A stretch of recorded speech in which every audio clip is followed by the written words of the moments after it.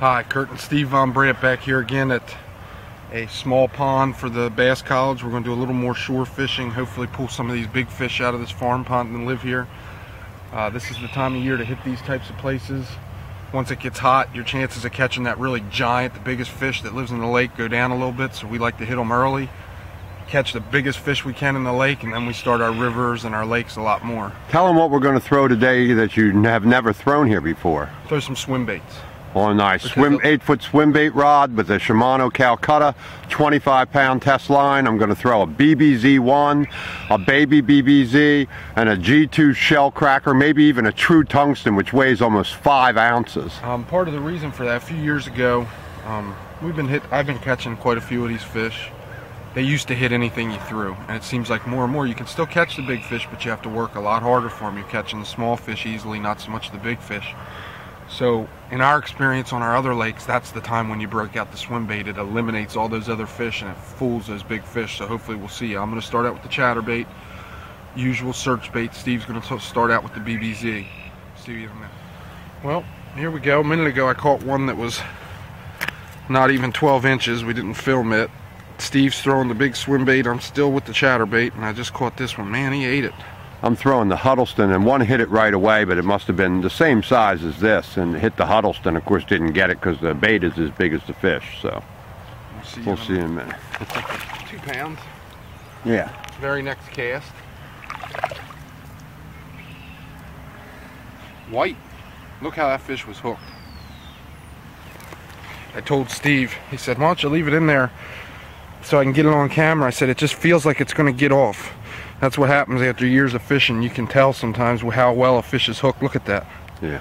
Right on the skin of his mouth. Here's something we want to show you. While yes, most of the time you eliminate the smaller fish by throwing that swim bait. Guys say, oh, I don't throw that because you just don't get enough action. Smaller fish will hit that. That's about a 2-pound fish, 1 3/4, and look what it ate. Big giant swim bait. Turn his mouth so I can see. I mean, you got to cram that thing to get it in there, but he ate it just fine. In the corner. There's another one. We're not filming them all today because they're this around all this size. We've caught about 15 so far, this big. I'm throwing the Huddleston still. I'm getting hit like crazy on the Huddleston, but you know, they're just banging at this size bass. Every once in a while I catch one on it.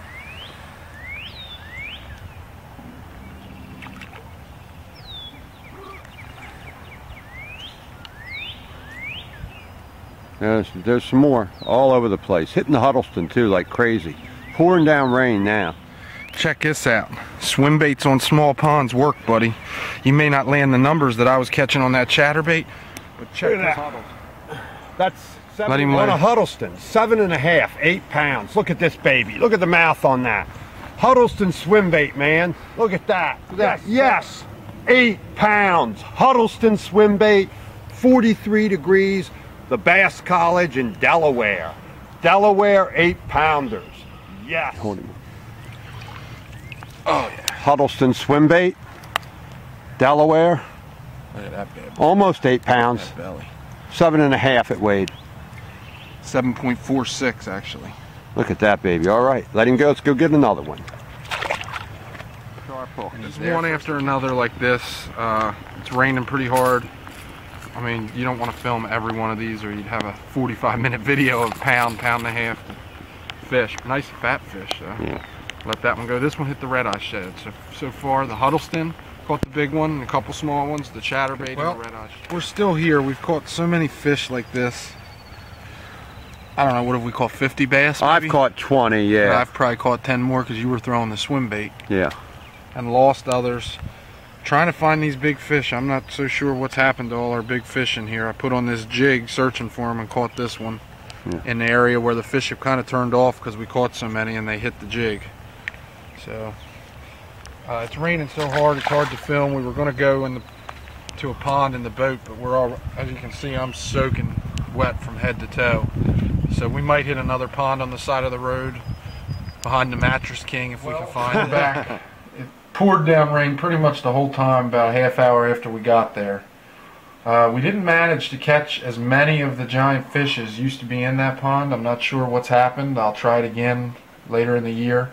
But we caught that really giant bass that was 7.46 I mean, all close to 7.5 pounds, And almost 8 pounds. how many did I catch? I don't know, 35, and you caught, I mean, My 40 hands bass. are literally falling apart from catching fish all day. I mean, I don't know if you can get that on video, but I bet between the two of us we caught 60. Yeah. I mean, they were just all small. It's just pouring down rain. We couldn't go to Como or Garrison's. It's raining so hard and it's so cold. It's not I mean, we're worth it. just soaking wet head to toe. But we gonna caught that really nice big bass.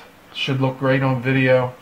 Just goes to show you there's some big fish in small ponds. Hopefully next time you see me down on Red Mill catching some fish just like it.